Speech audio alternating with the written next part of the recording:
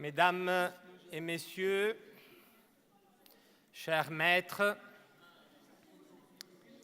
je crois qu'on va commencer cet atelier et cette session de l'après-midi. Merci. Je me présente d'abord, je suis le professeur Andrea Bonomi, professeur ici à l'Université de Lausanne. Donc je peux aussi vous faire part de la part de l'Université de Lausanne de notre bienvenue sur les sites.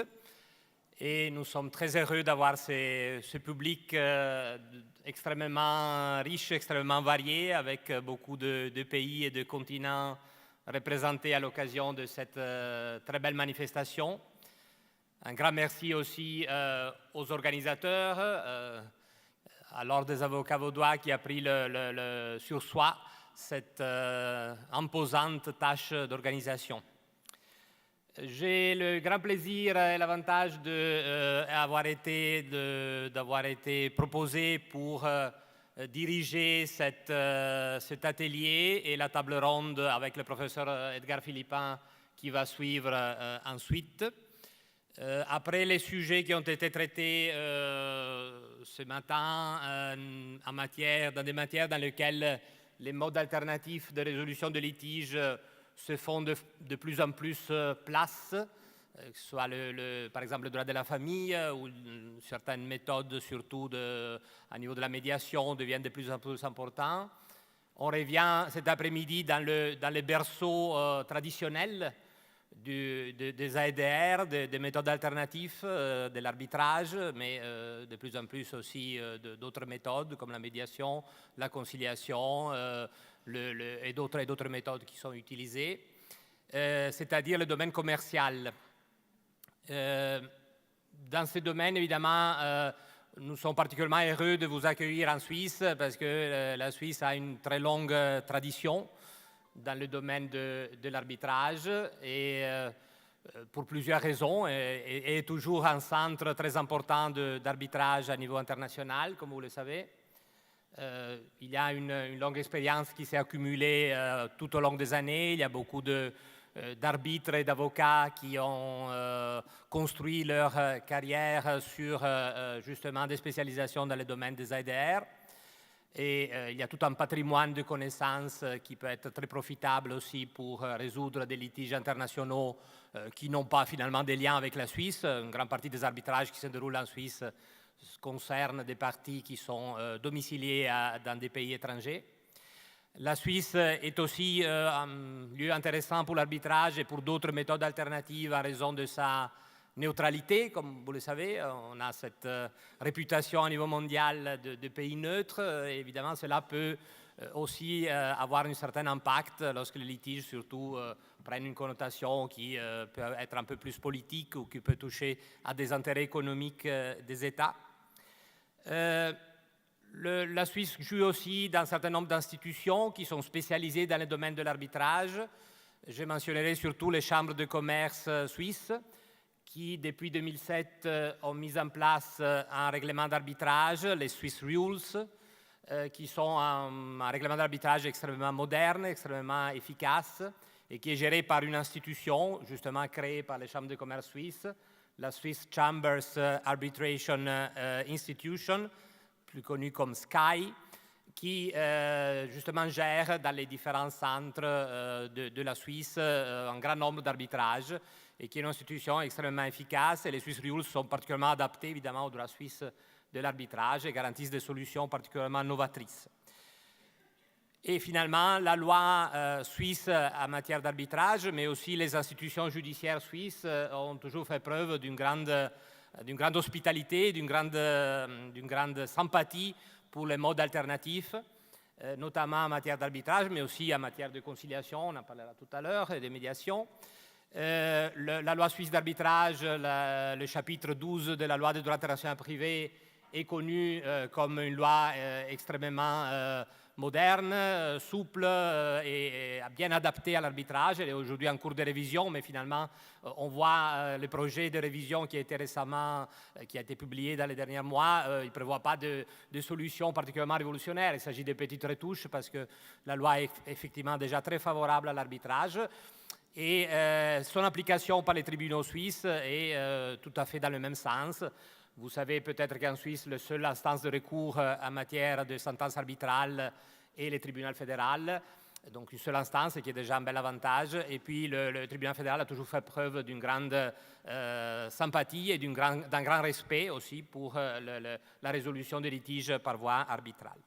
Donc, du point de vue suisse, c'est vraiment très important de discuter de ces aspects, de ces questions, et nous sommes très heureux d'avoir ce public international ici. J'ai le plaisir, j'ai l'avantage de présider un panel très intéressant et très riche, dans lequel on touchera des questions qui, à première vue, paraissent assez variées et assez disparates. On parlera du système de l'OHADA.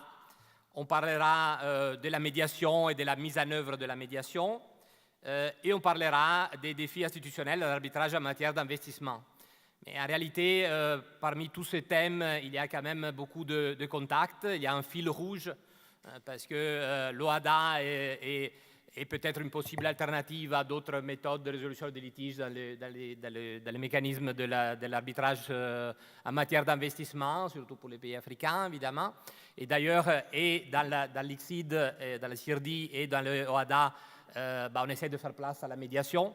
Et la médiation, évidemment, est très utile non seulement pour les litiges commerciaux, mais aussi pour les litiges en matière d'investissement.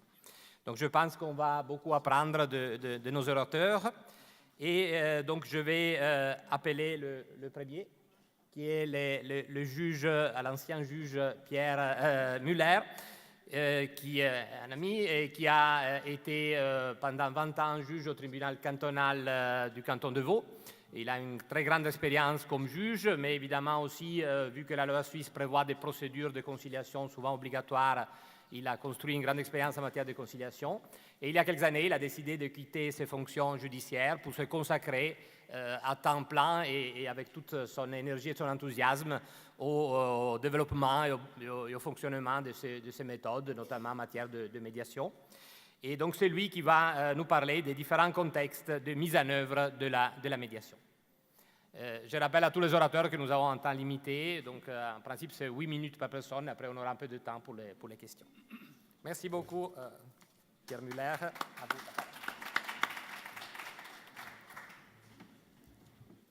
Merci beaucoup. Chers confrères, chers invités, chers amis, dans les quelques minutes dont je dispose, je vous propose de faire un petit tour d'horizon des principaux contextes de mise en œuvre d'une médiation en droit des affaires. Une médiation peut être initiée en recourant au service d'une institution de médiation, d'un centre de médiation, c'est ce qu'on appelle la médiation institutionnelle. Les avantages d'un tel centre étant, entre autres, de fournir des modèles de clauses de médiation, de disposer d'un règlement de médiation, de pouvoir conseiller, voire de nommer le médiateur, doté si nécessaire de connaissances particulières à certains secteurs économiques. Permet aussi de garantir son niveau de formation initiale et continue du fait qu'il respectera un code de déontologie et qu'il est soumis à une assurance professionnelle. Mais une médiation peut également être initiée par un contact direct entre les parties et un médiateur, ce qu'on appelle parfois la médiation ad hoc, les parties ou leurs avocats connaissant déjà un médiateur, ayant le cas échéant eu l'occasion de travailler avec lui à satisfaction et sachant qu'il remplit les conditions personnelles que je viens d'énoncer.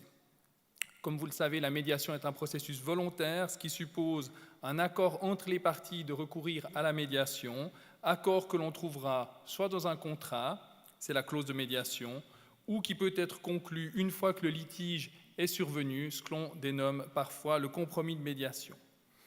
Alors une médiation peut évidemment intervenir en dehors de toute procédure judiciaire, précisément judiciaire ou arbitrale, précisément pour éviter une telle procédure, et c'est en général le cas lorsque l'on est en présence d'une clause de médiation, puisque cette médiation est prévue comme mécanisme contractuel de résolution des litiges, précisément pour éviter que l'on doive aller plus loin. Mais le compromis arbitral, donc conclu alors que le litige est survenu, peut aussi instituer une médiation avant d'aller en procédure. Dans le contexte d'une procédure arbitrale ou judiciaire, une médiation peut fort logiquement intervenir à 3 moments. Tout au début, c'est notamment le cas dans le système MEDARB pour médiation-arbitrage, un terme que vous avez déjà entendu dans le cadre de ce congrès, à savoir un processus qui débute par une médiation et dans lequel il est d'ores et déjà prévu qu'en cas d'échec de la médiation, le cas échéant, un arbitrage aura lieu, cet arbitrage étant confié soit à la même personne, soit à une personne différente. La médiation peut aussi intervenir sur proposition d'une institution arbitrale. Je pense par exemple à la pratique du tribunal arbitral du sport qui propose aux parties de recourir à la médiation dont l'un des courriers qu'il leur adresse au début de la procédure lorsque le litige se prête à la médiation. Plus tard dans la procédure, arbitrale ou judiciaire, on peut trouver différents cas de figure. L'initiative d'une médiation peut venir des parties qui, fatiguées d'une longue procédure, coûteuse, pénible, veulent explorer ensemble les possibilités de trouver un accord. Mais l'initiative de la médiation peut aussi venir du juge, à ma connaissance plus rarement d'un tribunal arbitral, juge qui propose aux parties de rechercher un accord par une médiation, ce qui m'est d'ailleurs arrivé de faire quand j'étais magistrat. Et la médiation peut, toujours dans le cadre de la procédure, intervenir en vertu du règlement de procédure applicable. C'est notamment le système que l'on appelle ARB, MEDARB, pour arbitrage, médiation, arbitrage, qui est notamment connu du Centre international d'arbitrage de Singapour, qui prévoit, après le dépôt de la requête d'arbitrage et de la réponse à la requête d'arbitrage, un délai de 8 semaines où aura lieu, en principe, une médiation qui sera mise en place par le Centre international de médiation de Singapour, donc 2 centres différents, un pour l'arbitrage, un pour la médiation, de manière à éviter des problèmes de transmission d'informations confidentielles, pour dire cela comme ça. À la fin de la procédure maintenant, je pense notamment au cas, on a eu un exemple tout à l'heure de la Cour d'appel française, Cour d'appel de Paris, si j'ai bien retenu, qui propose la médiation, y compris à la fin de la procédure, dans le cadre de l'appel. On le trouve aussi en procédure arbitrale. Je pense ici à la pratique d'une médiatrice du centre Center of Effective Dispute Resolution de Londres, dont j'ai eu la chance de suivre l'enseignement, qui m'a expliqué que dans certains litiges soumis à l'arbitrage, elle convenait avec les parties de mener la procédure arbitrale jusqu'à son terme, de rédiger la sentence, de la préparer, de la mettre sous pli et de la laisser dans un tiroir de son bureau, et ensuite d'entamer une médiation. Si la médiation n'aboutissait pas, la sentence était immédiatement envoyée aux parties, et dans le cas contraire, on pouvait déchirer la sentence et garder l'accord. L'avantage de ce processus était que le fait d'apprendre des éléments confidentiels dans le cadre de la médiation ne pouvait plus influer sur le sort du litige, ce qui est parfois un problème dans le système MEDARB, donc médiation suivie d'un arbitrage, lorsque les parties prévoient que le médiateur devienne également l'arbitre en cas d'échec de la médiation. Plus intéressant encore, ce mécanisme, me disait-elle, lui permettait d'avoir la confirmation de ce que tous ceux qui ont pratiqué la médiation savent déjà, à savoir qu'il existe un décalage important entre la solution imposée par le tiers, ici le tiers étant l'arbitre dans la sentence qui était restée dans le tiroir de son bureau, et la solution plus satisfaisante trouvée par les parties en médiation. À cela, on en a déjà évoqué un certain nombre et le temps dont je dispose ne me permet pas d'essayer d'en faire le tour. Il y a des raisons et j'en évoquerai rapidement 2. La première raison, c'est qu'une médiation permet de mobiliser les compétences professionnelles et personnelles des parties dans la recherche des meilleures options de résolution du litige. De ce fait, la solution adoptée sera forcément mieux adaptée à l'ensemble des circonstances, puisque qui d'autre que les parties connaissent le mieux l'ensemble des circonstances de leur litige et de leurs circonstances personnelles. Par comparaison, dans un procès, les parties ne sont pas les acteurs de la résolution du conflit, mais en deviennent les spectateurs. Ce sont les avocats, c'est leur rôle, qui feront valoir leur point de vue et, surtout, la solution sera entièrement en main du juge, lequel est un tiers qui ne connaît de la réalité des parties que ce qui résulte du dossier. Seconde raison que j'aimerais évoquer rapidement avec vous, c'est que dans le cas d'un procès, la décision imposée par le tiers, le juge, l'arbitre, l'est toujours, on l'a d'ailleurs déjà relevé, mais c'est important de le souligner, rendue en fonction du droit. Elle ne peut donc porter que sur ce qui relève du droit, que sur ce qui peut donner lieu à une prétention, et qui dit prétention dit en général réclamation d'une somme d'argent. En revanche, en médiation, la ratio, la raison d'être de la solution adoptée, c'est la satisfaction du plus grand nombre possible de besoins et d'intérêts des parties, quelle que soit leur nature, commerciale, personnelle, financière, juridique, réputationnelle, etc. À titre d'exemple, dans un procès, on ne peut pas obtenir la renégociation de clauses contractuelles ou revoir les modes de communication entre deux entreprises, toutes choses qui sont parfaitement possibles d'être traitées à satisfaction en médiation. Je conclurai ce bref tour d'horizon en vous disant que je suis convaincu que le souhait grandissant des individus et des entreprises de bénéficier de solutions souples, rapides, sur mesure, sur lesquelles elles ont leur mot à dire, est fondé sur leurs intérêts et leurs besoins, plutôt qu'imposé par un tiers appliquant une règle de droit, va continuer à s'imposer. Ce d'autant que la médiation est un merveilleux outil pour traiter des différends comportant des composantes internationales, soit qui relèveraient de plusieurs ordres juridiques différents. Et je suis également convaincu que les avocats seront toujours plus nombreux à retirer une grande satisfaction à accompagner leurs clients en médiation et à ainsi mettre également à profit leurs compétences de créateurs de solutions. Après tout, selon les statistiques internationales, je pense notamment à celle du CDR que j'évoquais tout à l'heure, le taux de succès des médiations commerciales est supérieur à 80%, ce qui veut dire 80% de clients heureux des services des deux avocats ou même de plusieurs avocats, un taux de satisfaction pour le moins difficile à atteindre devant les tribunaux étatiques ou arbitraux. Je vous remercie pour votre attention.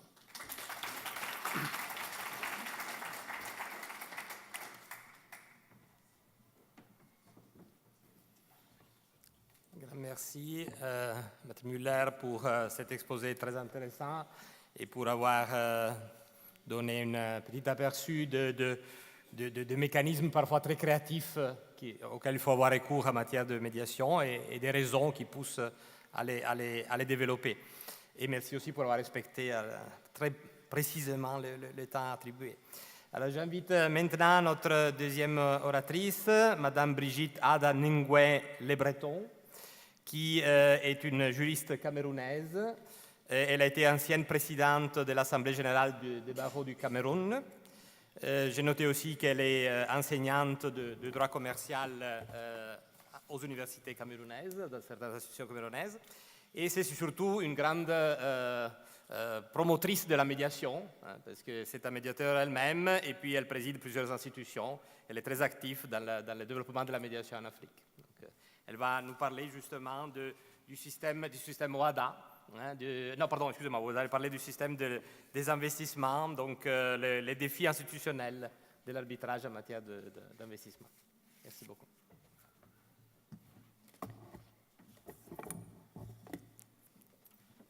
Je remercie le bâtonnier Elkin qui m'a invité à prendre parole à cette assistance. Je ne suis pas très fan de l'arbitrage, mais ça a été l'occasion pour moi de me former et de trouver que le sujet qu'on m'a donné était très, très passionnant et qu'il y avait vraiment quelque chose à faire, et ça m'a encouragé à me plonger dans l'arbitrage et notamment d'investissement. Le sujet qui m'a été donné, effectivement, c'est les défis institutionnels de l'arbitrage d'investissement. Quand on parle d'arbitrage d'investissement, on voit essentiellement le CIRDI, donc qui est l'organe qui s'occupe du règlement des conflits qui s'opposent entre les États et les investisseurs étrangers. Alors, le CIRDI a été créé par la Convention de Washington et l'arbitrage d'investissement a été aussi, disons, institué par la Convention qui crée le CIRDI, et il y a aussi eu des règlements supplémentaires qui se sont ajoutés donc, pour inclure certains États qui ne sont pas membres, mais qui peuvent être touchés effectivement par le règlement des litiges, donc par la voie arbitrale. Alors normalement, l'arbitrage d'investissement a été créé au départ pour protéger les investisseurs étrangers face à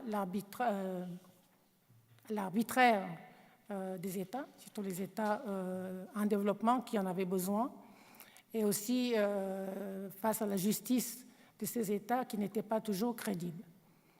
Nous assistons aujourd'hui à un phénomène mais complètement inverse, qui fait que quelque chose, en fait, cet arbitrage qui devait faciliter et permettre le développement, c'est-à-dire permettre à ces États de pouvoir développer donc par leurs investissements les États en développement, l'arbitrage d'investissement est très, très décrié parce que nous assistons à un effet inverse, à savoir que par la voie de l'arbitrage, les États sont pratiquement pillés. C'est-à-dire les investisseurs sont devenus des pilleurs des États. Et ceci est décrié non seulement, ce n'est pas un problème lié à l'Afrique, puisque même l'Europe se plaint aujourd'hui du CIRDI, les États-Unis également, l'Amérique latine, et que nous avons beaucoup d'États qui se sont retirés du CIRDI, qui se sont retirés du CIRDI. D'autres États ne veulent pas adhérer, comme l'Inde et puis d'autres. Et il y a d'autres États qui proposent des solutions qu'il faudrait donc amener, soit pour réviser un tout petit peu le fonctionnement de l'arbitrage au CIRDI. Et pourquoi est-ce qu'il y a eu, disons, ce développement des choses? Ça a commencé par une jurisprudence qui a été rendue. C'était dans un pays qui s'est trouvé confronté. C'était en fait un pays d'Amérique latine, en fait, qui s'est trouvé confronté, la Bolivie s'est trouvée confrontée à un litige avec disons, un géant disons, qui s'occupait des problèmes des eaux. Et disons, c'est la filiale de Suez donc, qui s'occupait des problèmes des eaux, qui s'est trouvé confronté avec une nouvelle loi que la Bolivie voulait instituer, mais qui était contraire disons, aux intérêts de cet État-là. Et on a condamné la Bolivie à payer des sommes très importantes. Alors, la grande critique qui se pose aujourd'hui, à savoir que les investisseurs portent même un frein au développement économique, environnemental et social des États. C'est-à-dire que si un État veut prendre une loi qui s'avère contraire aux intérêts de l'entreprise d'investissement, elle saisit le CIRDI et le CIRDI condamne l'État à des sommes tellement importantes, ça touche parfois des centaines de millions d'euros, que l'État se plie. Alors les États ont peur, c'est devenu un peu comme un outil de chantage aujourd'hui. Et donc, beaucoup d'États demandent qu'on se retire ou qu'on revoie, disons, le fonctionnement du CIRDI donc, à l'heure actuelle. Et c'est vraiment difficile. Il y a eu tellement de jurisprudences qui ont été rendues, mais mais il n'y a pas seulement le problème des entreprises qui se sucrent, mais il y a aussi les coûts très importants, les honoraires que demandent des avocats. Disons qu'on a, par exemple, dit qu'un avocat peut facturer jusqu'à 1 000 € de l'heure. Et quand on a un grand cabinet d'avocats avec plusieurs personnes qui interviennent, très, très vite, les frais se lèvent. Il faut aussi payer l'institution elle-même. Bref, en gros, donc, il y a un gros problème à faire pour l'existence et, disons, le fonctionnement du CIRDI en tant qu'institution au sein de laquelle l'arbitrage d'investissement qui gère les problèmes liés à l'investissement entre États et puis les investisseurs. Je ne sais pas si j'ai dépassé. C'est très difficile de synthétiser, mais la jurisprudence est très, très importante dans ce domaine-là. Et il y a le professeur Swansanza qui vous parlera, parce qu'au niveau de l'Afrique aussi, on a cherché des solutions. Et je pense qu'au niveau de l'Afrique, ils ont également des solutions à proposer pour qu'on puisse ne pas dépendre tous du CIRDI. Donc, il vous en parlera. Voilà.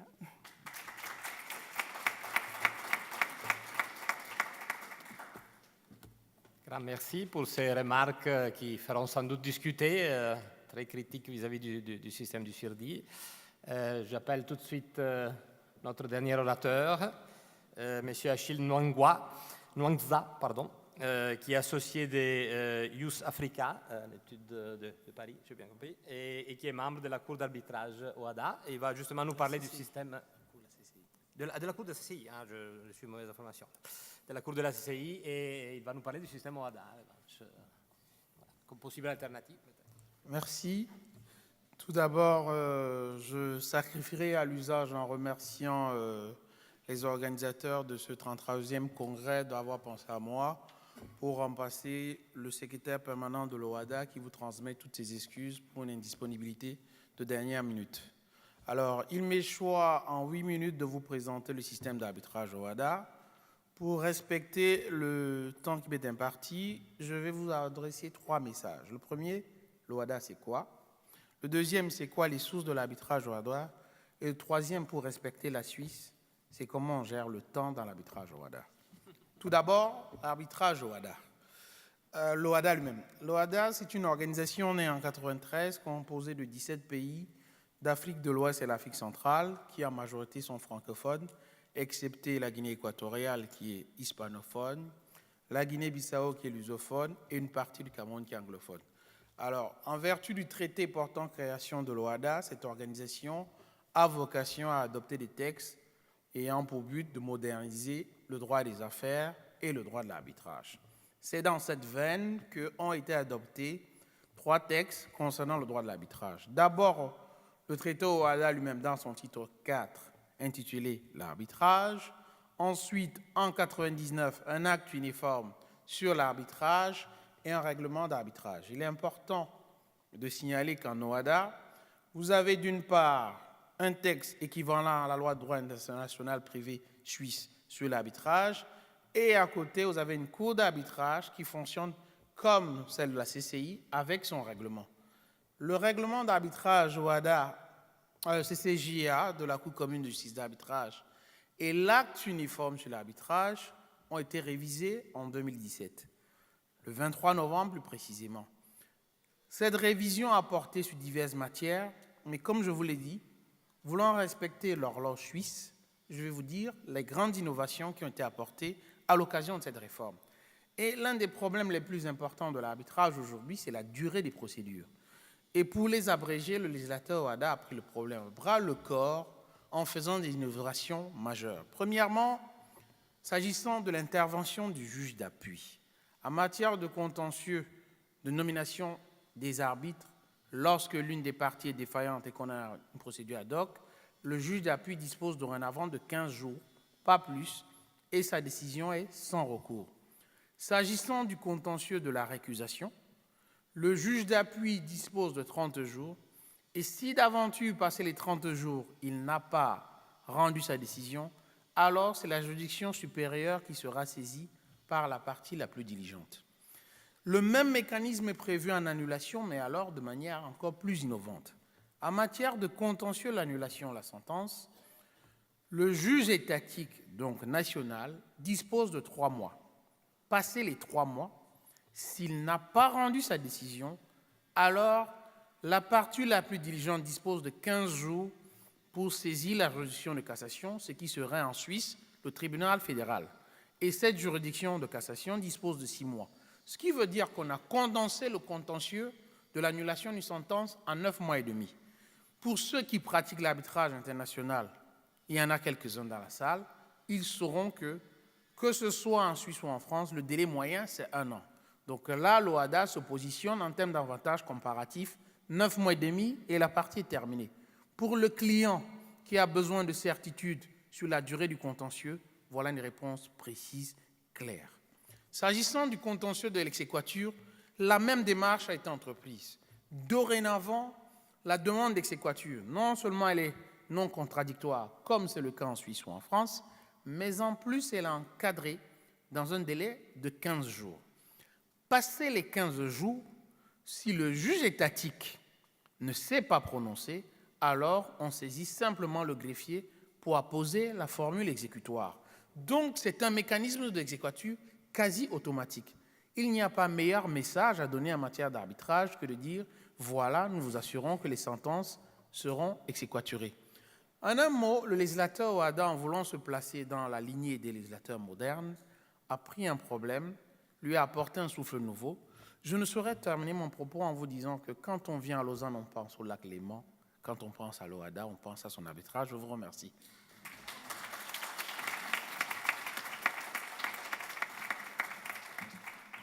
Merci à tous les orateurs pour le strict respect des termes.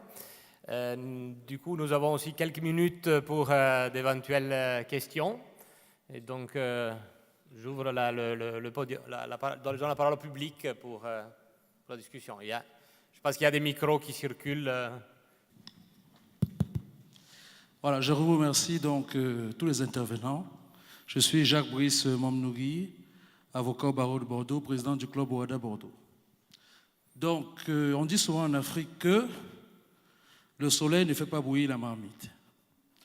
En matière d'arbitrage, et ma question s'adresse à Achille Ngouranza, nous avons une réforme du droit OHADA de l'arbitrage qui, finalement, en matière d'arbitrage des investissements, n'a pas prévu des règles de transparence de cet arbitrage relativement aux règles qui sont habituellement appliquées en matière d'arbitrage des investissements, avec la possibilité d'une communication, d'une publicité des débats ou d'une communication de certains documents au public.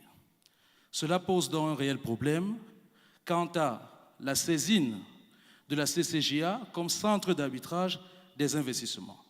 Or, comme on considère que reformer, ça veut dire former autre chose et qu'on ne reforme pas pour rien, pensez-vous, et dans quelle mesure pensez-vous que les arbitrages des investissements en Afrique, puisque c'était le but, puissent être dévolus à la CCJA, ou au moins administrés par le règlement d'arbitrage de la CCJA, si on n'est pas dévolu complètement sous l'administration de la CCJA, avec une telle réforme qui me semble incomplète, ou alors, si vous pouvez nous proposer les moyens par lesquels l'on pourrait saisir la CCJA à l'occasion d'arbitrage des investissements à la place du CIRDI. Merci.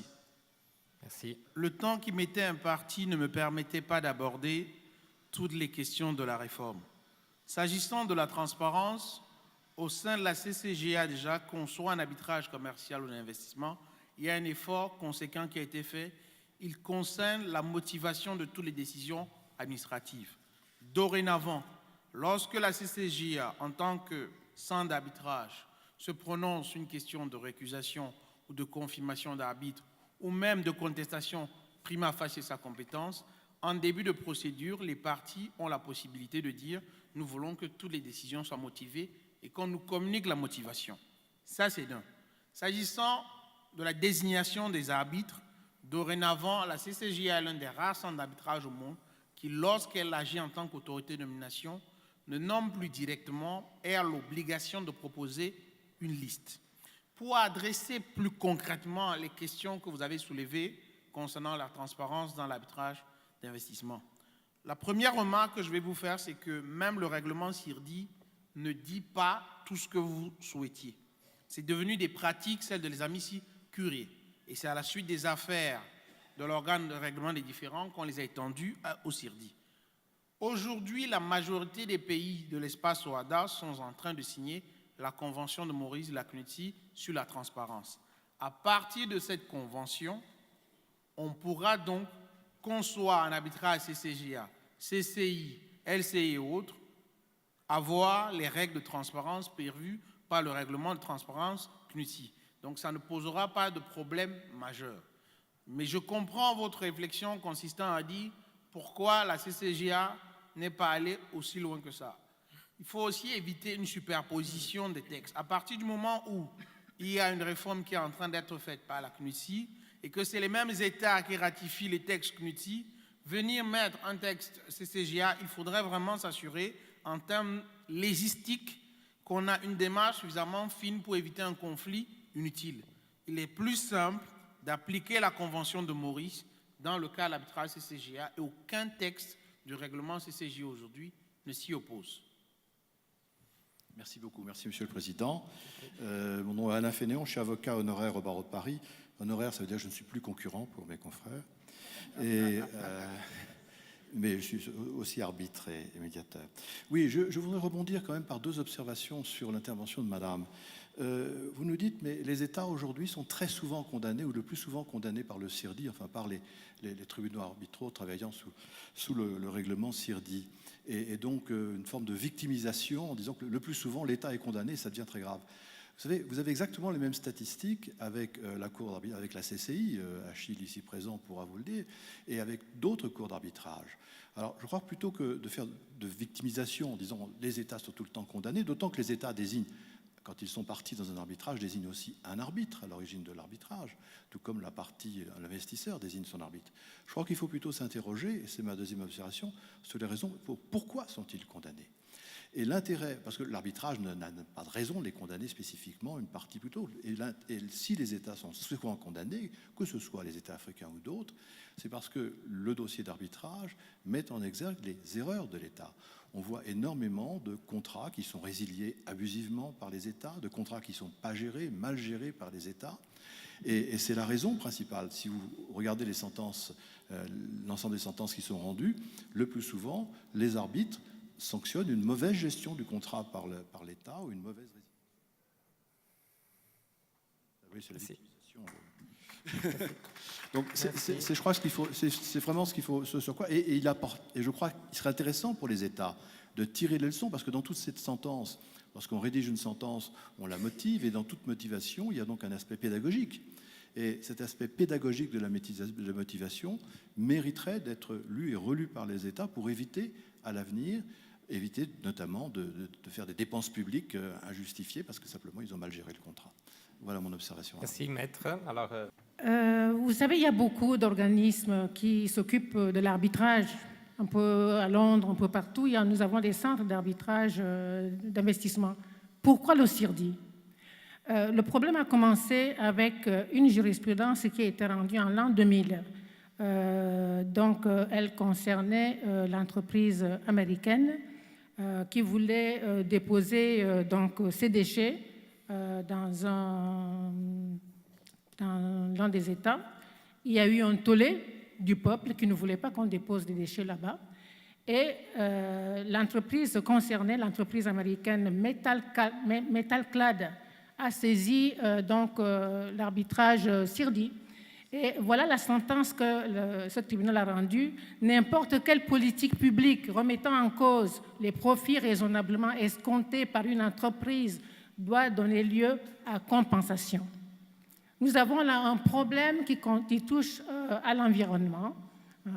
Et à partir de cette jurisprudence, lorsqu'on sait que nous avons plus de 3000 États qui ont mis des clauses d'arbitrage dans des traités passés avec les investisseurs, cette jurisprudence a, développé, une jurisprudence exponentielle qui fait que de plus en plus on a vu les investisseurs saisir le CIRDI pour un oui ou pour un non. Ce qui est mis en cause, ce n'est pas les autres centres, c'est le CIRDI qui est mis en cause. Et le CIRDI est mis en cause non seulement par les États du Sud, mais les États du Nord et l'Amérique et l'Union européenne elle-même qui critique la jurisprudence du CIRDI. Elle est très, très décriée.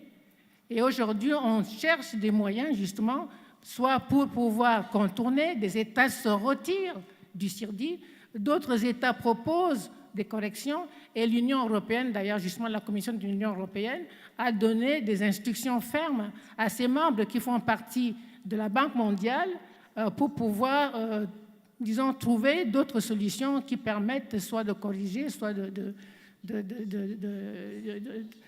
proposer d'autres formules qui peuvent compenser l'arbitrage du CIRDI. Il faudrait aussi réfléchir effectivement à quelles pourraient être les possibles alternatives à ce moment-là, parce que comme notre intervenant le signalait, d'autres institutions d'arbitrage rendent aussi souvent des décisions qui vont à l'encontre des États. Est-ce que c'est le système de l'arbitrage alors qui doit être mis en cause? Est-ce qu'il faudrait le remplacer par des juridictions supranationales? Alors, moi, ce que je voudrais dire, Alain, je comprends ta réflexion, mais on ne peut pas faire l'économie d'une réflexion sur la procédure d'arbitrage d'investissement. Aujourd'hui, quand on la regarde, elle est déséquilibrée au moins sur le plan procédural. On sait qu'il est difficile de faire admettre des demandes reconventionnelles parce qu'au motif que l'arbitrage basé sur un traité, en général, n'accordait que des droits à l'investisseur. Ça pose un premier problème procédural. Et à ce problème procédural se greffe un autre, celui des États de prendre des politiques publiques. Et il y a une affaire particulièrement entendue, c'est celle de l'Allemagne. L'Allemagne, après la crise nucléaire de Fukushima, a rompu tous ses contrats. Le litige est aujourd'hui devant le CIRDI. Peut-on reprocher à l'Allemagne de craindre une crise nucléaire? C'est un problème similaire à celui qui était posé dans l'affaire Metaclad qui était évoqué. Donc, il ne faut pas non plus, tout en respectant l'arbitrage, tout en respectant le droit des investisseurs de ne pas être spoliés par des États aux démarches irrégulières, on ne peut pas faire l'économie d'une réflexion sur l'arbitrage d'investissement, aussi bien sur le plan procédural. La preuve, c'est que la rédaction, on a une nouvelle génération des traités de protection des investissements qui aujourd'hui inclut à la charge des investisseurs des obligations de développement durable, laquelle obligation permet donc de faire une demande conventionnelle et qui empêcherait que l'investisseur puisse simplement se prévaloir d'une violation de l'État sans qu'on lui oppose lui-même de ne pas avoir respecté une obligation à lui imposer. Les pays qui sont promoteurs, là il y a le Brésil, la SADC en Afrique australe l'a fait, le modèle de traité que l'Union africaine a construit dans son code des investissements va dans ce sens. C'est pour dire simplement que, indépendamment de la critique tous azimuts contre l'arbitrage quand un État est condamné, il y a des vraies raisons de méditer l'avenir de l'arbitrage d'investissement. Merci. Dans l'attente que les composants de l'autre panel nous rejoignent, et un peu pour toucher un peu tous les sujets qu'on a abordés, j'ai peut-être une question pour l'ancien juge Pierre Muller. Tu as mis en exergue comme les avantages de la médiation dont on parle depuis très longtemps. Est-ce que dans ton expérience, on constate que enfin la médiation prend pied, au moins à niveau suisse, à niveau commercial, et si le développement n'est pas encore suffisant, qu'est-ce qu'il faudrait faire pour pousser plus les parties à recourir à cette... Non. Je pense que le mouvement de mise en place de la médiation, maintenant, on peut considérer qu'il est en cours. En Suisse, ça a pris du temps, mais je pense que la sensibilisation à la médiation devient de plus en plus nette. J'en veux pour preuve que la médiation qui concernait dans un premier temps le droit du divorce, le droit de la famille, s'étend maintenant dans les procès contractuels et commerciaux, dans le droit des successions. Maintenant, il y a eu... Et ça, c'est un effet de la spécialisation Fédération suisse des avocats aussi, car je pense que les avocats spécialisés dans un domaine, même si peut-être ils en pratiquent d'autres, peuvent avoir une réflexion plus poussée sur les différents modes de résolution du conflit ou du litige, suivant comment on se place, dans ce domaine-là, ce qui les amène aussi à se rendre compte que la situation dans laquelle on se trouve en échec de négociation directe avec la partie adverse, ne peut pas trouver comme unique réponse de saisir les tribunaux. Ça peut être une réponse, mais c'est trop court comme réflexion. Et c'est peut-être plus facile à faire quand on est spécialisé dans un domaine. On peut le faire en droit de la construction et de l'immobilier, où là on voit l'émergence de solutions. Alors la pratique est en train de se mettre en place. Ça peut être des comédiations avec un architecte, ça peut être des tribunaux arbitraux ad hoc, où on demande à un arbitre unique de rendre une décision alors même que le chantier est en cours. C'est-à-dire qu'on est en cours de travaux sur un contrat qui va durer quelques mois et on veut déjà une décision rapide qui interprète peut-être des clauses, qui règle peut-être un certain nombre déjà de prétentions. Donc pour répondre à la question, oui, c'est en cours. Il y a encore beaucoup de travail de sensibilisation. Je crois que ce congrès est une magnifique occasion de poursuivre dans cette voie de sensibilisation. Donc on va dans la bonne direction. Très bien, merci beaucoup. Merci beaucoup aux panélistes. Mais on continue. Je vois que le professeur Philippin et les membres de l'autre panel... Ah, pardon, excuse-moi. Je voudrais ajouter un peu quelque chose relativement à la médiation que je pratique beaucoup. Je pense que la médiation donne aux parties une certaine possibilité d'adaptation même au temps, d'adaptation à l'évolution mondiale. Le monde est confronté aujourd'hui à des problèmes de réchauffement. L'inconvénient avec une clause d'arbitrage mise dans un contrat, c'est que la clause est statique. Elle n'est pas évolutive, elle ne peut pas s'adapter au contexte de l'évolution mondiale. Si on prend par exemple le cas justement du réchauffement climatique, un État qui prendrait des mesures qui porteraient atteinte à un investisseur relativement à ces problèmes-là, l'investisseur saisira le CIRDI. C'est surtout l'investisseur qui saisit le CIRDI, ce n'est pas l'État qui saisit le CIRDI. La médiation permettra l'adaptation. Pourquoi? Parce que en matière donc, de médiation, les parties peuvent s'adapter au contexte du temps, ils peuvent s'adapter au contexte, à l'évolution du monde, ils peuvent s'adapter.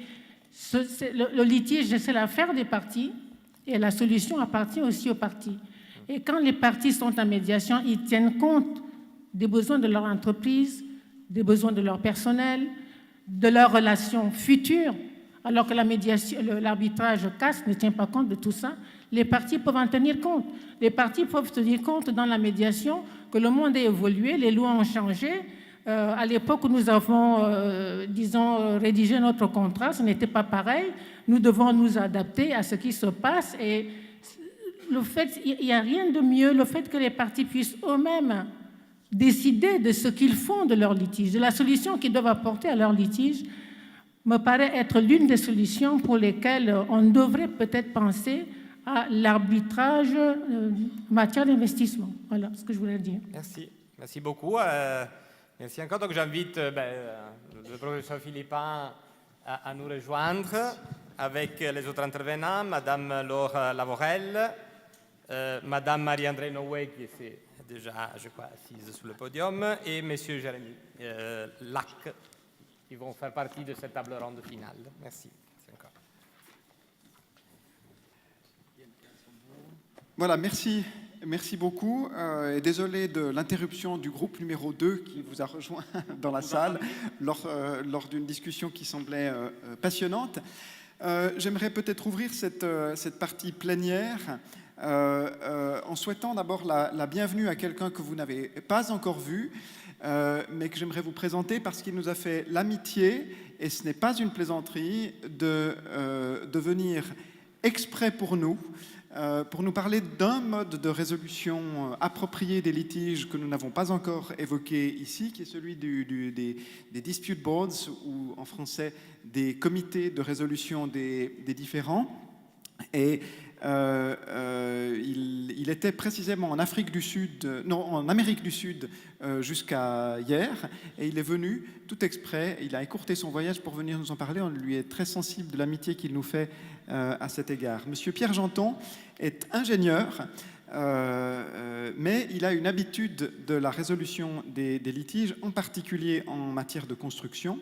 Et sans plus attendre, je vais lui céder la parole pour sa présentation.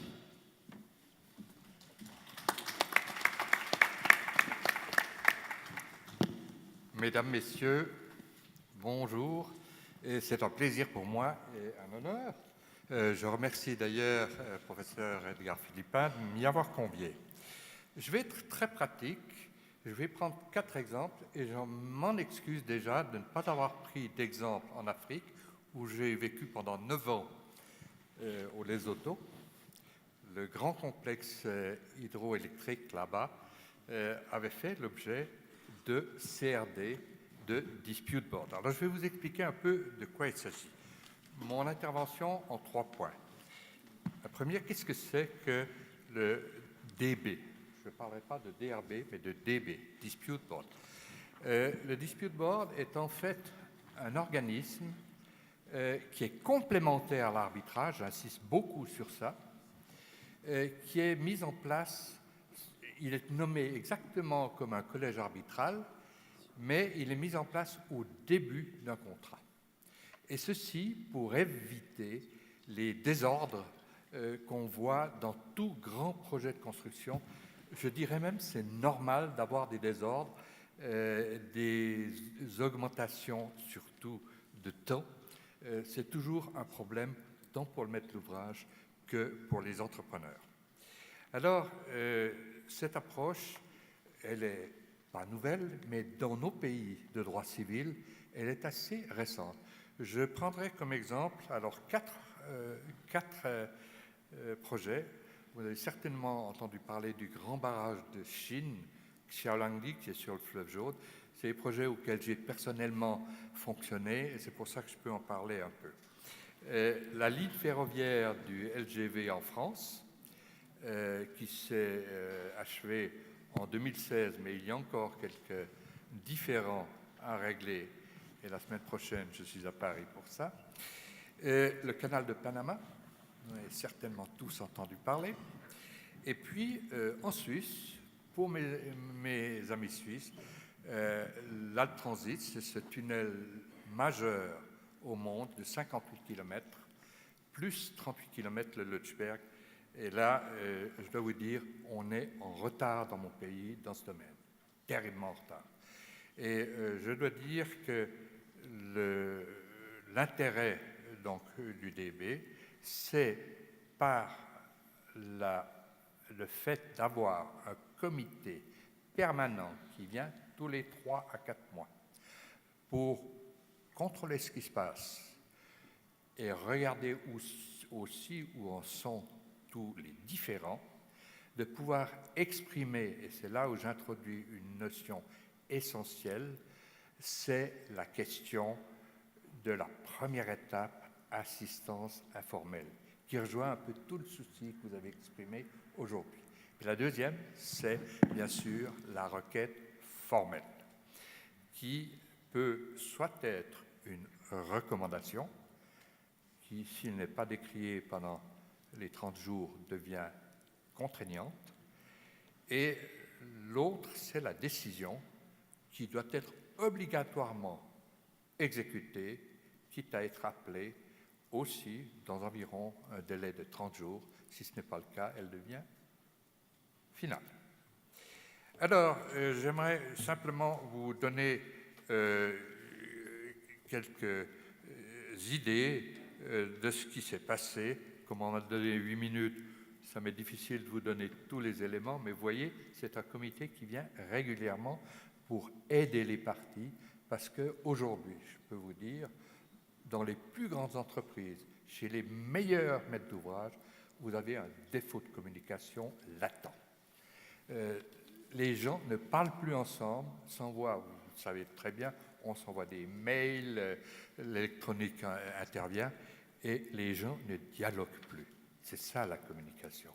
Et cette communication, elle permet aussi d'éviter les litiges. Alors, le dispute board, ou le CRD, pour prendre l'expression française, qui vient sur place tous les 4 mois, est un animateur de cette communication et permet de résoudre en temps utile les différends d'une manière très rapide, par la discussion.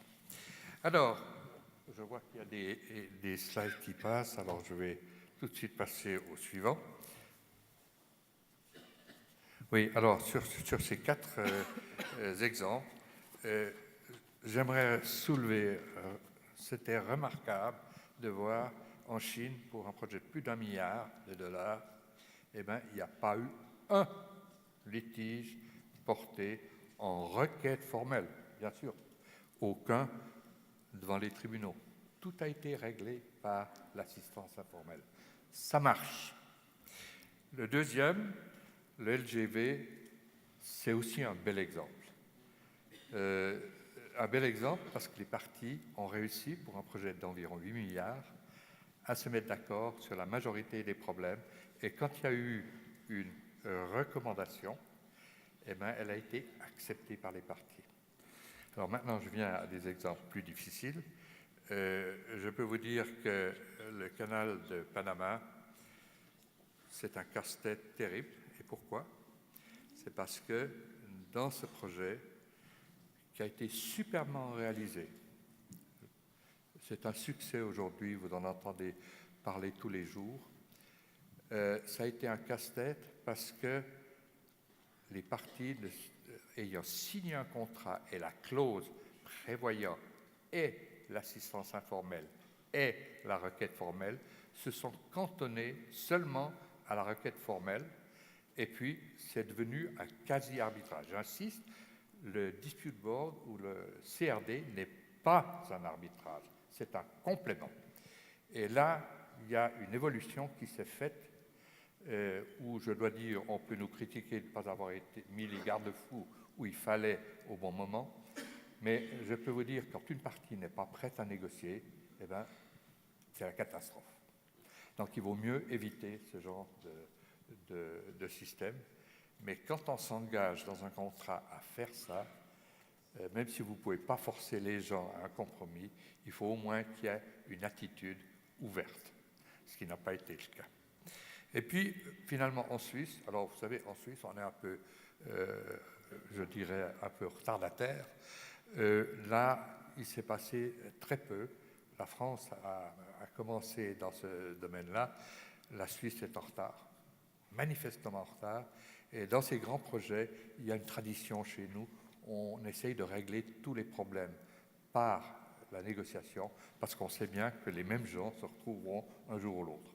Et c'est pour ça qu'il y avait, en tout cas, moi je me souviens, il y a 30, 40 ans en arrière, il y avait des marges qui permettaient de négocier. Aujourd'hui, je peux vous dire que c'est extrêmement difficile.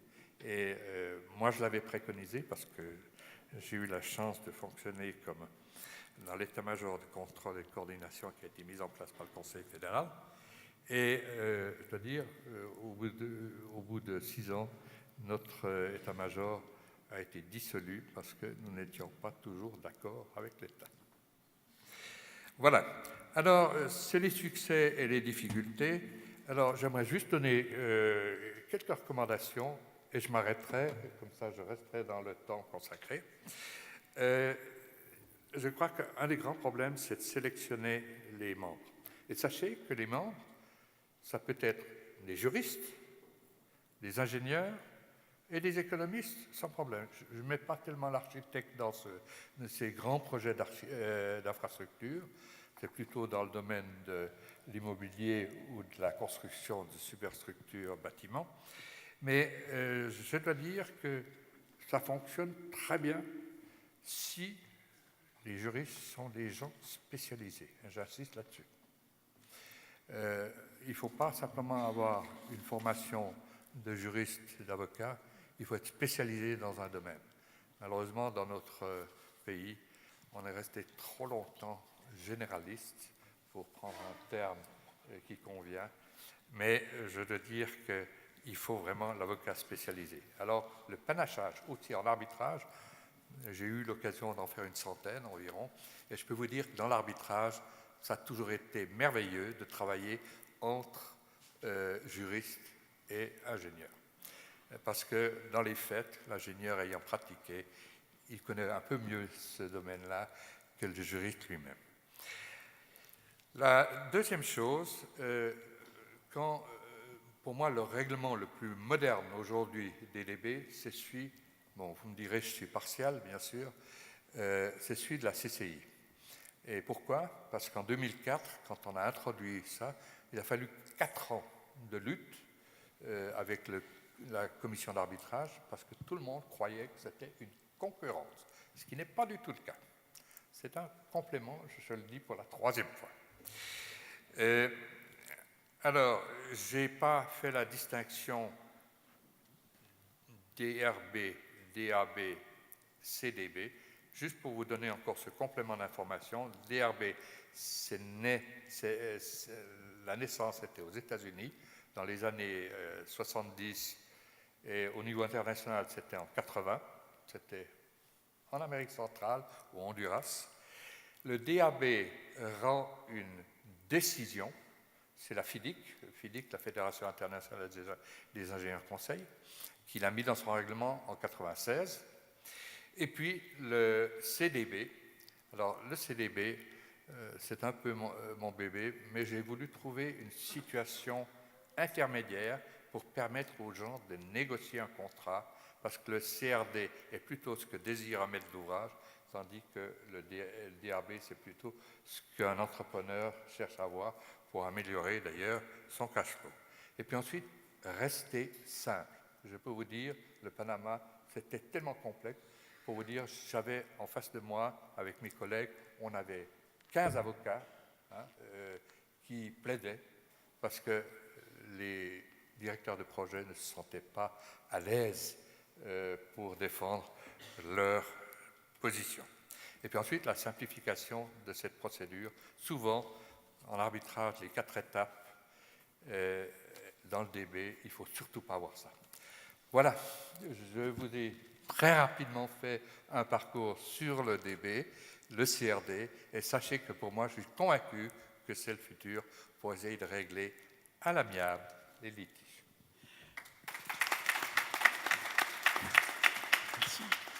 Merci beaucoup à Monsieur Janton, qui, parmi d'autres messages, nous en a passé 2 qui me paraissent être d'une importance particulière. Les avocats ont une tendance naturelle à penser qu'ils savent tout mieux que les autres, y compris en matière d'ingénierie.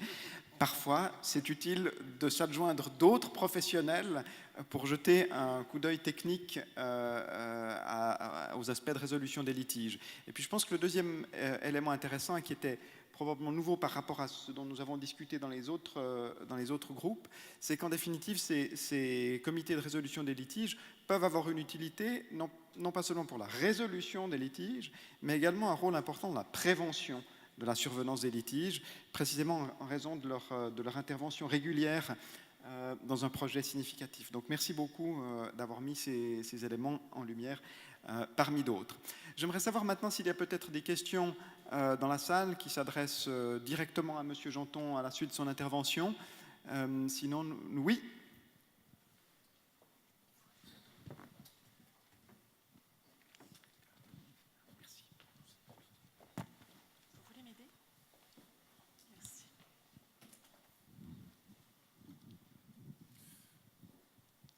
Alors, bonjour tout le monde, c'est ici Aga Kiota, je suis avocat au barreau de Guinée. Je voudrais m'adresser directement au dernier intervenant par rapport aux grands projets qui sont notamment réalisés en Afrique et particulièrement en Guinée où on enregistre souvent des retards dans l'exécution. Alors, est-ce que ça peut être une condition de validité maintenant pour les grands projets ou ce serait plus intéressant pour des ONG ou pour d'autres citoyens d'exiger désormais que les DRB, je pense, ou le DB figure maintenant dans le cadre des grands projets notamment. Je vous remercie. Alors j'aimerais simplement dire, il y a en principe dans les pays, je dirais, d'influence française, il y a le CCAG que tout le monde connaît très bien, n'est-ce pas, comme type de contrat. Mais le plus utilisé, d'après moi, dans le monde, c'est le contrat FIDIC. Vous avez plusieurs sortes. Vous avez ce qu'on appelle le contrat rouge, qui est à la série de prix, le contrat jaune, qui est un forfait, et puis vous avez un contrat malheureux, qui est le contrat argenté, qui en fait essaye de mettre tous les risques du côté de l'entreprise, et selon le droit applicable, ce n'est pas toujours évident. Alors, je dirais, oui, la FIDIC recommande l'utilisation de DAB, Personnellement, je pense que c'est une erreur parce que ça dépend beaucoup des mentalités des gens. Vous savez, c'est très anglo-saxon la FIDIC, il ne faut pas se leurrer, même si elle a son siège à Genève, ça a été formé en Angleterre, hein. Il ne faut pas se leurrer, faisant partie d'une de ces associations, je suis bien placé pour le savoir. Alors, je vous dirais, oui, les contrats tout faits incluent le DRB. Mais si vous voulez vraiment le règlement, à mon sens, qui est le plus moderne aujourd'hui, c'est le règlement de la Chambre de commerce internationale. Parce qu'elle laisse le choix aux parties, et notamment aux maîtres d'ouvrage, de choisir soit le DRB, soit le DAB, soit le CDB, qui est en fait un mi-chemin où, dans le CDB, vous prenez des décisions seulement quand elles sont de nature exceptionnelle pouvant mettre en péril le projet. Merci. Merci beaucoup pour cette question. Je vous propose qu'on se lance maintenant dans un exercice qui va essayer de consister à mettre en dialogue ces différentes formes de résolution des litiges dont on a parlé dans les ateliers et ici également. Avec peut-être une première question pour vous, Maître Adanengue. Au fond, on s'est interrogé sur ces modes dits appropriés. Les partis sont parfois très fixés sur un mode plutôt qu'un autre. Comment est-ce qu'on arrive à faire en sorte que les partis gardent la flexibilité nécessaire pour savoir quand il est temps de passer de l'un à l'autre? On peut le prévoir dans le cadre d'un contrat. Lorsqu'on rédige un contrat, on peut par exemple mettre une clause MED-ARB. Ça veut dire qu'en cas de litige, on essaie de résoudre le problème par la médiation, et si la médiation ne marche pas, on peut passer à l'arbitrage. Donc il y a une souplesse de passer de l'un à l'autre. Je voudrais également souligner que la médiation n'a pas que pour rôle de résoudre les litiges, là aussi un effet préventif. Donc, au moment où les personnes négocient, ils peuvent déjà avoir recours à un médiateur, si déjà ils ne s'entendent pas, et quand le litige se pose, voilà. Donc, est-ce qu'il ne faut pas craindre avec ces clauses MED-ARB que les partis ou leurs avocats essayent d'en user pour considérer que l'arbitrage est prématuré et essayent de mettre en place des stratégies dilatoires pour essayer de renvoyer les parties à une tentative de médiation qu'elles savent vouer à l'échec uniquement pour retarder l'intervention de l'arbitrage? Je vois Maître Lavorel qui opine. Oui, non, c'est vrai que c'est un risque, mais il y a une façon de le border. Tout d'abord, c'est probablement d'exclure les mesures provisoires, éventuellement, et deuxièmement, c'est de donner un délai très court. Comme ça, le risque dilatoire, certes, existe, mais il est réduit au maximum.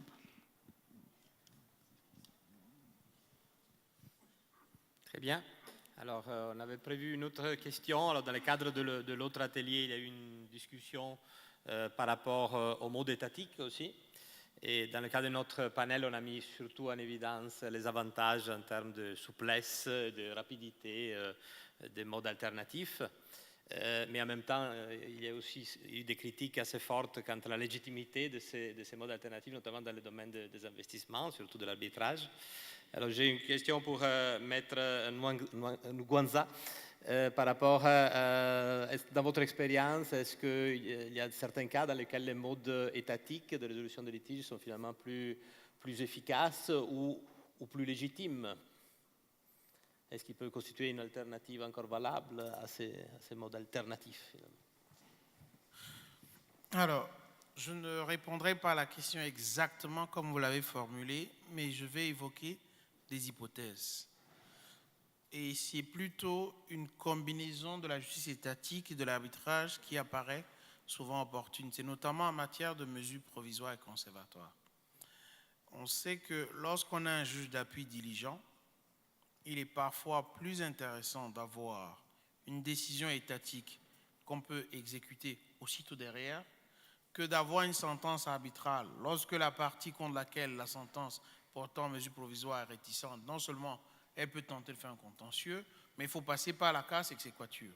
Donc, dans ce cadre-là, avoir un juge d'appui rapide et efficace, c'est utile, sous réserve qu'on informe le tribunal arbitral de la mesure qu'on veut prendre pour ne pas perturber l'instance arbitrale, parce que même s'il n'y a pas d'outrage à arbitre, il ne faut jamais oublier que la sanction que l'arbitre donne, elle est fait très mal au porte-monnaie, c'est au niveau de l'allocation des frais d'arbitrage.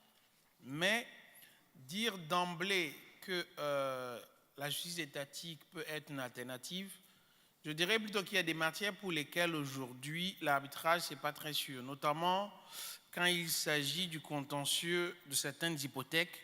Les textes ne sont pas toujours précis pour savoir si on peut faire dans certaines matières concernant les hypothèques un arbitrage, puisque tel que le texte est rédigé, vous parle de la compétence judiciaire. Mais l'acte uniforme sur l'arbitrage vous dit tout droit disponible. C'est autant de questions qui sont soulevées. Donc, je n'ai volontairement pas répondu à votre question, mais j'ai donné les hypothèses où les deux peuvent être combinés. Merci beaucoup. Et est-ce que par rapport à l'arbitrage en matière d'investissement, vu qu'on a discuté aujourd'hui, vu qu'il y a beaucoup de critiques, vu qu'il y a des critiques qui viennent de pays en voie de développement, mais il y a aussi des critiques qui viennent au sein de l'Europe et dans d'autres pays développés, est-ce que l'alternative de créer des instances supranationales contrôlées par les États est une alternative viable selon vous? Je vois que M. Lac réagit. Je sais qu'il y a une commission qui regarde ces choses pour l'Institut international de la médiation. Les échos de tous les arbitres et de tous les juristes d'entreprise avec qui nous travaillons, qui font justement donc du investor-state arbitration, sont plutôt d'essayer d'avoir une cour d'appel, si vous voulez, un système international ne serait pas la solution. Le problème, c'est que déjà, la capacité de dialogue entre le gouvernement et les multinationales concernées normalement par ces multinationales est très limitée. Ces notions de transparence, comment on fait les choses, ne seront pas affectées par l'existence d'un tribunal international. La question, c'est comment faire, et là je vais revenir à un thème qu'on discutait avant notre atelier, c'est les hybrides. Comment est-ce qu'on peut donc interposer, mélanger, faire des articulations entre la médiation et l'arbitrage? Comment est-ce qu'on peut utiliser ces windows, ces cooling off periods de façon plus intelligente qu'on le fait actuellement? Il y a énormément de solutions et on trouve au fait, quand on regarde le coût moyen d'un arbitrage investor-state, c'est de mémoire à peu près 11 ou 14 millions sur 4 ans et demi. Ça prend trop long et c'est trop coûteux. Une fraction de cet argent utilisé de façon plus flexible en faisant un amalgame d'arbitrage et de systèmes plus soft, conciliation, médiation, autre chose, mais surtout médiation aussi, on réduit les coûts et le timing de façon remarquable. Donc je ne pense pas que la solution se trouve là.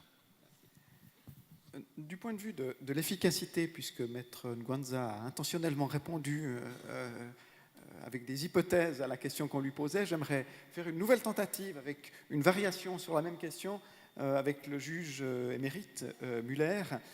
Au fond, quand on s'interroge sur l'efficacité respective de la juridiction étatique et des autres modes de résolution, ce qu'on entend parfois, c'est qu'en définitive, l'arbitrage en particulier, qui est censé être plus efficace, plus rapide, moins susceptible d'incidents multiples, en définitive, j'entendais des juges qui récemment me disaient « mais finalement, je décide, et puis je fais avancer la procédure comme je veux », alors que j'entends paradoxalement certains arbitres qui ont une telle crainte d'être cassés pour violation du droit d'être entendus qu'ils entrent absolument dans toutes les requêtes incidentes, même présentées unilatéralement par les parties.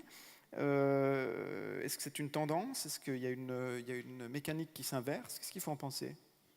Bon, je pense qu'il faut déjà distinguer de quel type de litige on parle. Est-ce qu'on parle d'un litige tel que celui traité par le juge étatique par hypothèse suisse auquel tu fais allusion, à savoir un litige, on va dire, encore à taille humaine, ou est-ce qu'on parle de l'arbitrage international qui porte sur des litiges extrêmement importants, avec une composante culturelle qui peut être différente, non seulement des parties, mais aussi des conseils. C'est-à-dire qu'à partir du moment où on fait de l'arbitrage interne, domestique, comme on dit parfois, on a en principe la possibilité de travailler sur la procédure avec des avocats. Alors ça tombe bien pour le CIB, on va dire de tradition juridique commune, avec lesquels tout n'a pas besoin d'être nécessairement explicité. C'est-à-dire qu'il y a un certain nombre de réflexes communs qui font qu'on peut aller dans des mécanismes de simplification qui sont assez efficaces.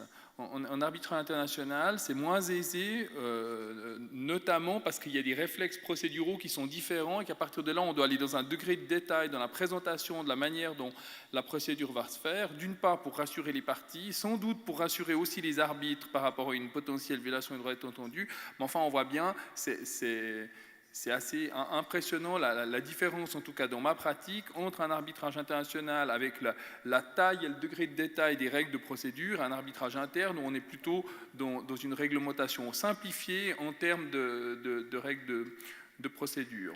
Donc ça, c'est un élément de réponse. Et puis pour l'autre, effectivement, je pense que les arbitres doivent veiller à avoir, on va dire quoi, une juste mesure entre le souci légitime d'accéder aux requêtes des avocats et celui de remplir leur mission qui est de faire avancer la procédure. Donc effectivement, là, c'est une question d'équilibre, mais j'admets qu'en arbitrage international, on trouve parfois une sorte de frilosité par rapport à des décisions, enfin si je me place avec ma casquette de juge étatique, où on aurait peut-être tranché un peu plus rapidement dans le vif, mais évidemment, c'est la question aussi est liée au fait que les voies de recours ne sont pas les mêmes et que la décision par hypothèse trop tranchante du juge peut souvent encore être corrigée en cours de procédure, alors que la décision trop tranchante d'un tribunal arbitral risque de faire tomber la sentence à la fin. Oui. Moi, sur ce point, je voudrais dire, je distingue l'arbitrage commercial de l'arbitrage d'investissement. De manière générale, quand il s'agit d'arbitrage international, c'est au moment de l'acte de mission qu'on arrive à régler toutes ces questions, et souvent la référence aux IBA Rules devient utile pour éviter justement cette question entre les traditions juridiques différentes, selon qu'on est common lawyer ou civil lawyers.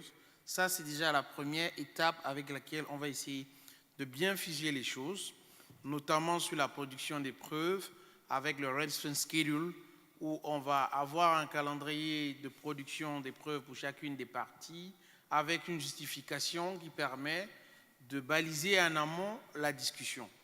S'agissant des États, la situation est un peu plus délicate, et après, ça dépend de l'expérience de l'arbitre. De ce que j'ai vu quand je commençais ma propre carrière, d'arbitre, c'est une carrière, il est arrivé, par exemple, des affaires où la CCI envoie la réponse à la demande d'arbitrage à l'État dans l'adresse indiquée, à l'adresse indiquée dans la demande. Mais le président du tribunal arbitral, conscient du fait que le fonctionnement des États n'est pas toujours très harmonieux, que ça va partir au service du courrier et que les services concernés ne vont même pas l'avoir tout de suite, qu'est-ce qu'il fait?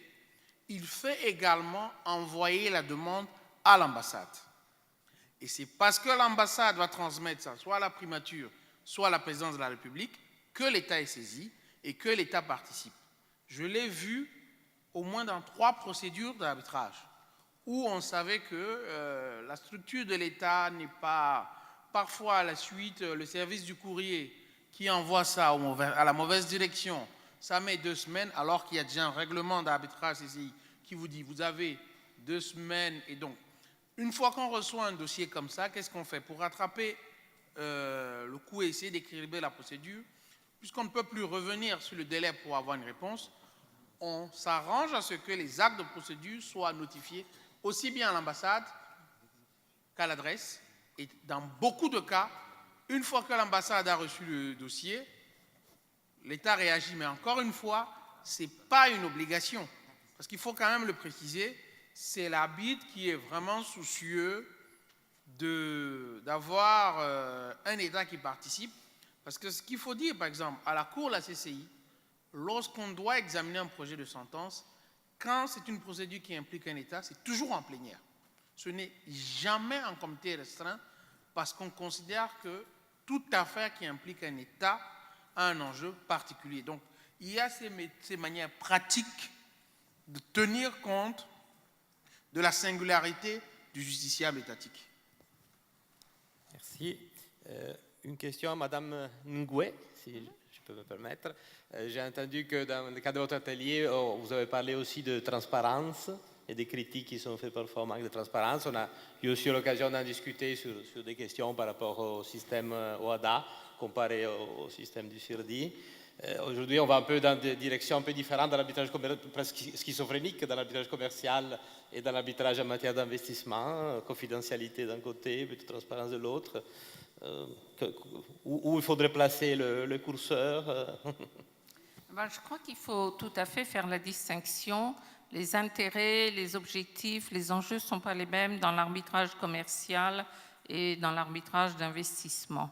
Je crois qu'en matière d'arbitrage commercial, le système tel qu'il est actuellement fonctionne et fonctionne bien lorsqu'on a fait le choix de l'arbitrage, parce qu'on a fait les balances entre les avantages et les inconvénients dont j'ai parlé dans l'autre atelier.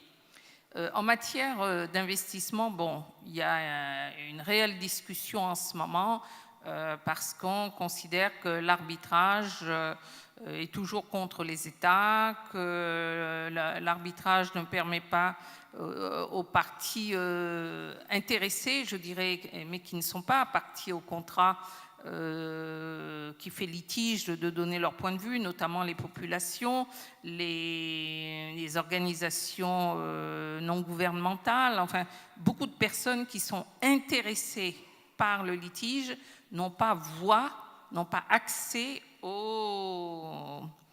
à l'arbitrage parce que les règles sont là, il y a un demandeur et il y a un défendeur.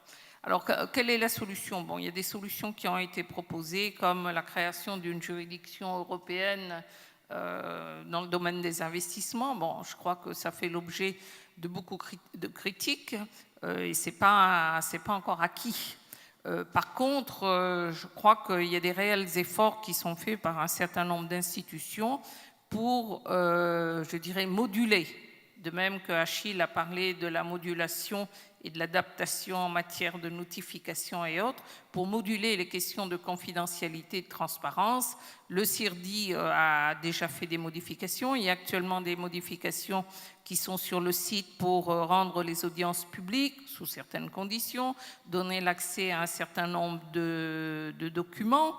Les grands centres d'arbitrage ont fait également des efforts. Je crois que c'est le sens du travail qu'il faut faire en matière d'investissement. Je pense que l'arbitrage d'investissement présente toujours un réel intérêt, mais qu'il faudra tenir compte des exigences du monde actuel en matière de transparence et de confidentialité et aménager les règles. Parce que tout de même, il demeure que les parties, les investisseurs veulent pouvoir choisir leur juge et voir leur volonté respectée dans le choix du siège, dans le choix de la langue, dans le choix de la procédure de fond, de la procédure de suivi de l'arbitrage, et qu'une juridiction même internationale ne pourra pas donner cette flexibilité. Par contre, il faut que les centres aménagent leurs règlement pour s'adapter, je dirais, aux besoins du monde actuel. Merci. Merci beaucoup. Pas d'autres questions. Je retourne la parole au professeur. Merci beaucoup.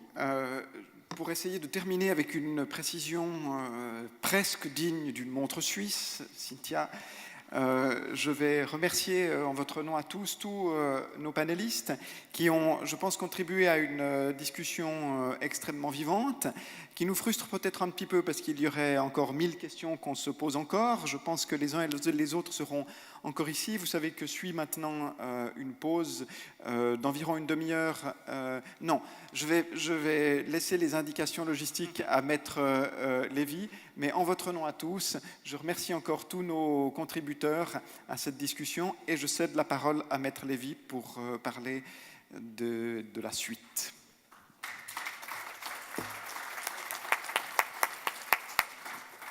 J'ai une indication à vous donner. Il y a une séance de dédicace au stand L'Exenso, un ouvrage sur le droit OHADA. C'est juste à l'extérieur, donc je vous encourage à passer par là. Dans 15 minutes, on se retrouve pour les modes de résolution des conflits et le droit du sport. Merci.